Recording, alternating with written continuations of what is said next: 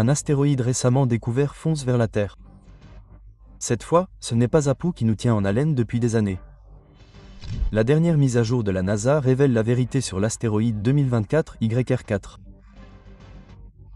Découvert en 2024, cet astéroïde est le premier de l'histoire de l'astronomie moderne à avoir vu sa probabilité d'impact revue à la hausse 2 fois. Cela pourrait signifier que nous devrons bientôt recourir pour la première fois à une mesure de défense active contre les astéroïdes. L'astéroïde actuel 2024 YR4 est relativement petit. Avec une taille estimée de 50 à 100 mètres, il reste dans une gamme qui ne représente pas une menace globale. Cependant, sa taille est suffisante pour dévaster une région entière et plusieurs milliers de kilomètres carrés de terre. Ce qui est inhabituel chez cet astéroïde n'est pas sa taille. C'est sa probabilité d'impact, qui est désormais passée de 1,6 à 3,1% pour la première fois. Pour la première fois dans l'histoire de l'observation des astéroïdes, la NASA a dû revoir considérablement à la hausse le danger. Avec l'astéroïde AFUS découvert en 2004, c'était l'inverse. Après un premier avertissement et une probabilité d'impact de 3%, le danger est devenu de plus en plus faible. Finalement, la NASA a ramené le risque à presque zéro. Nous avons donc survécu à un pouce. Mais maintenant, 2024 YR4 réchauffe les esprits.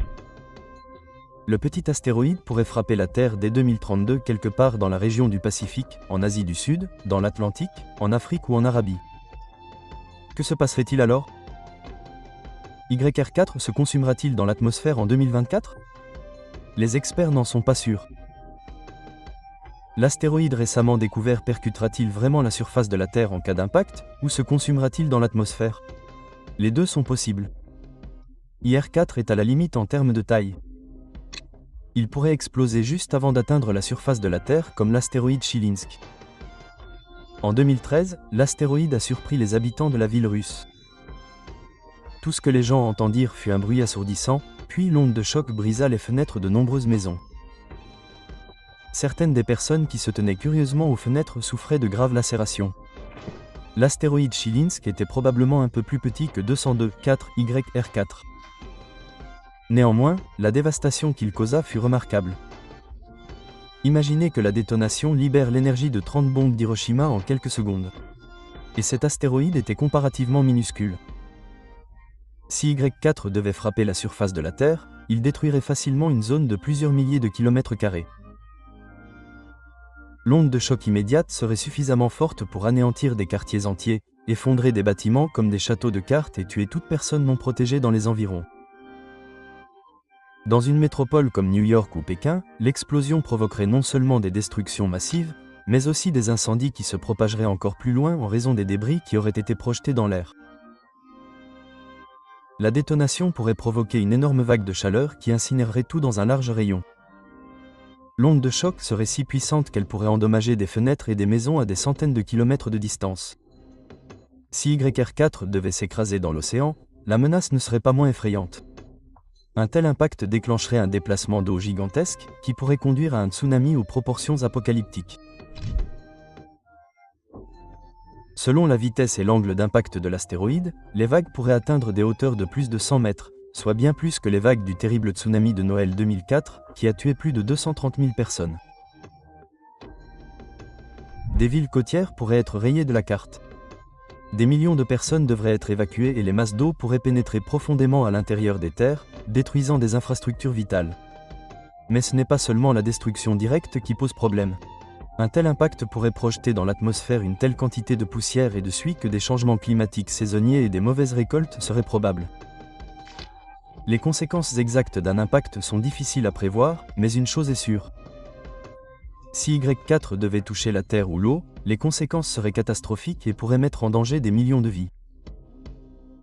Si YR4 devait frapper la Terre en 2024, nous aurions certainement recours pour la première fois à la défense contre les astéroïdes. La date limite est le 22 décembre 2032, 3,1% sur l'échelle de Turan. C'est un record. Malgré le danger, les experts mettent en garde contre une panique hâtive. La valeur record de 3,1% sur l'échelle de Turan pourrait également baisser à nouveau.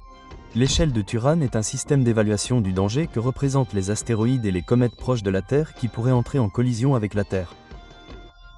Elle va de 0 à 10 et prend en compte la probabilité d'impact et les dommages potentiels. Si la valeur continue à augmenter contrairement à ces prévisions, la communauté internationale élaborera certainement des plans de défense efficaces. Laisser simplement Y4 s'écraser sur la Terre serait une pure folie, d'autant plus que nous disposons déjà d'une défense anti-astéroïde fonctionnelle. En 2022, la NASA a prouvé avec cette mission qu'elle était capable de dévier de manière significative un petit astéroïde de sa trajectoire. La sonde a ciblé Dorphos, un astéroïde de 160 mètres de diamètre seulement, et l'impact de la sonde a pu le dévier de son orbite initiale pendant 32 minutes. En cas d'urgence, cela suffirait à orienter un projectile comme 2024 YR4 sur une trajectoire inoffensive. C'est encourageant pour l'avenir, et nous en aurons besoin car YR4 ne sera certainement pas le dernier astéroïde à représenter un danger pour nous. Le dernier événement majeur lié à un astéroïde s'est produit en 1908, lorsqu'un astéroïde de taille similaire à YR4 a explosé au-dessus de la Sibérie. L'astéroïde est entré dans l'atmosphère terrestre de biais, déchirant des milliers de kilomètres carrés de forêt en quelques secondes et tuant d'innombrables animaux en Sibérie. Comme la région est peu peuplée, il est probable qu'aucune personne n'ait été blessée à ce moment-là. Certains habitants des villages voisins ont simplement entendu un énorme boom. L'événement s'est produit il y a plus de 100 ans. Statistiquement, un astéroïde de petite taille entre dans l'atmosphère terrestre toutes les quelques années ou décennies. La plupart du temps, les plus petits rochers brûlent sans laisser de traces. Cependant, les experts préviennent qu'un astéroïde plus gros peut arriver à tout moment, et il n'est pas toujours certain que nous puissions le voir des années ou des décennies avant l'impact. Cela dépend de l'astéroïde. Des astéroïdes très sombres peuvent échapper à nos télescopes. C'est ce qu'a démontré de manière effrayante l'objet Muamua d'environ 1000 mètres de large, qui a failli passer à côté de la Terre sans être détecté il y a quelques années. Oumuamua était inhabituellement sombre et n'a attiré l'attention des astronomes qu'au moment où il passait déjà à proximité de la Terre et se dirigeait vers le Soleil. Si cet objet s'était dirigé vers la Terre, il serait apparu très rapidement. La NASA a besoin de plusieurs années pour construire une sonde comme DART, et nous ne pouvons pas non plus envoyer n'importe quelle sonde. La force d'impact doit être précisément adaptée, attachée à l'astéroïde. Sinon, on pourrait aller trop loin ou pas assez loin. La NASA doit également exclure la possibilité qu'une collision délibérée avec une sonde puisse diviser ou fragmenter l'astéroïde. Si cela devait se produire, nous devrions faire face à plusieurs dangers à la fois. Un astéroïde fragmenté pourrait libérer plusieurs fragments dans les océans de la Terre, ce qui pourrait conduire à un tsunami de masse incroyable. Si des fragments touchaient la Terre, le scénario ne serait pas beaucoup mieux non plus. Imaginez que nous ayons 5 ou 10 astéroïdes similaires à ceux de l'astéroïde chilien ou de l'astéroïde de 1908. Cela ressemblerait à une pluie massive d'astéroïdes. Dans quelle mesure sommes-nous en danger sur Terre? Vous êtes-vous déjà demandé dans quelle mesure la situation est statistiquement sûre ou non? Certaines sources affirment que ce n'est qu'une question de temps avant qu'un gros astéroïde n'apparaisse à notre porte cosmique. Les calculs sont difficiles et nous savons très peu de choses sur les événements astéroïdes du passé. Les experts estiment néanmoins que le risque d'un impact régional destructeur est d'environ 0,1% par an, ce qui signifie qu'un événement comme Tunguska pourrait se produire environ une fois tous les 500 à 1000 ans. Le risque d'une catastrophe mondiale qui pourrait changer radicalement la vie sur Terre est estimé à environ 0,00001% par an, ce qui signifie qu'un astéroïde de plusieurs kilomètres de diamètre ne devrait frapper la Terre qu'une fois tous les 1 à 2 millions d'années. Un événement catastrophique comme l'astéroïde Chicxulub, qui a anéanti les dinosaures il y a 66 millions d'années, nous frappera dans les 100 prochaines années avec une probabilité inférieure à 0,00001%. Mais malgré ces probabilités apparemment faibles, des surprises comme Oumuamua ne peuvent être exclues. Le corps interstellaire est soudainement apparu dans notre système solaire en 2017 sans que nous l'ayons remarqué auparavant. Les astéroïdes de plus petite taille, comme la météorite de Chelyabinsk de 2013, montrent également que notre surveillance présente encore des lacunes. Ce rocher de 20 mètres de large n'a été découvert qu'après être entré dans l'atmosphère et avoir explosé au-dessus de la Russie.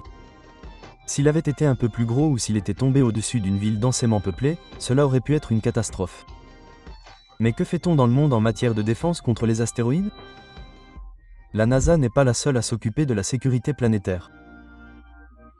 L'ESA et d'autres agences spatiales participent également activement à la recherche sur les astéroïdes et au développement de stratégies de défense possibles.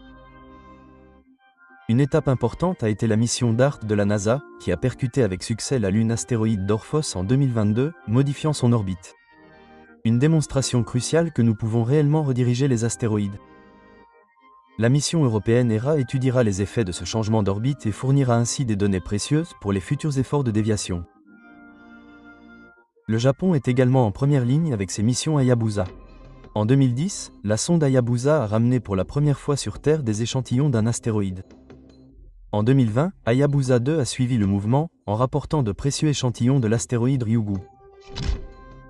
La Chine prévoit une mission avec Tianwen 2 vers Kamolwala, un petit astéroïde géocroiseur. La Russie étudie quant à elle différents concepts d'utilisation d'ogives nucléaires pour dévier les astéroïdes. En cas d'urgence, chaque pays apporterait le meilleur de sa science et de son ingénierie. Même si l'astéroïde ne devait frapper qu'un pays en particulier, les Nations Unies ont décidé de plans et de modèles de financement communs. La responsabilité ne pourrait et ne devrait jamais incomber uniquement aux pays qui auraient la malchance de se faire tomber sur eux par un astéroïde. Mais à quoi pourrait ressembler une défense efficace dans la pratique ? Une possibilité consiste à pousser un astéroïde hors de sa trajectoire à l'aide d'un impacteur cinétique comme DART. Si l'heure d'impact d'un astéroïde n'est pas connue à l'avance, un tracteur gravitationnel pourrait être utilisé. Ce véhicule de défense contre les astéroïdes basé sur un vaisseau spatial resterait à proximité stable d'un astéroïde et l'influencerait pendant des années avec une gravité minimale mais constante. Cela pourrait suffire à déplacer lentement un astéroïde et la sonde pourrait accompagner la roche et ainsi effectuer à plusieurs reprises les corrections de trajectoire nécessaires. Dans les cas particulièrement urgents, l'option la plus controversée resterait et probablement la seule. Une explosion nucléaire ou une vaporisation ciblée d'un astéroïde est un risque. Si des débris restent ou si la dissolution n'est pas complète, des débris pourraient toujours frapper la Terre. Cliquez sur le bouton d'abonnement maintenant, les meilleures vidéos sont encore à venir.